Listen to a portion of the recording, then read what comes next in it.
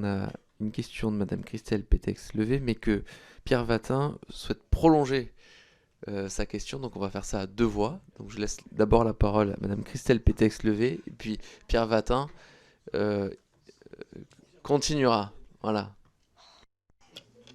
Merci, Monsieur le Président.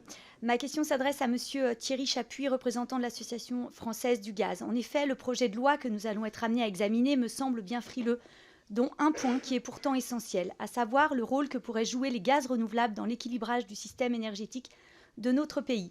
En France, 20% de notre consommation de gaz est consacrée à la production d'électricité. Son recours tend à être de plus en plus nécessaire, vous l'avez d'ailleurs souligné dans vos propos, et utile dans les prochaines années. Mais il ne sera vertueux seulement si nous développons la production française de gaz renouvelable et bas carbone.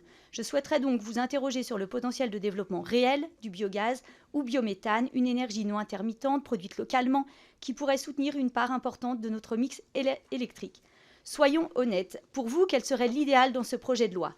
Et très concrètement, comment l'État peut encore refuser l'introduction du petit lait ou lactosérum dans les méthaniseurs alors qu'il s'agit d'une source d'alimentation présente en quantité? Et dans la continuité. Merci, Monsieur le Président. Donc, dans la continuité, ma question s'adresse aussi à Monsieur Chapuis et porte sur le développement de la méthanation, procédé en évolution technologique ouvrant de nouvelles perspectives dans la fabrication verte du biométhane à partir de bio-CO2. Par ailleurs, sur le degré d'acceptabilité des installations de production de biogaz, pour lesquelles les oppositions peuvent être nombreuses, quelles innovations peuvent être proposées pour rendre cette acceptabilité meilleure auprès de nos concitoyens? Je vous remercie.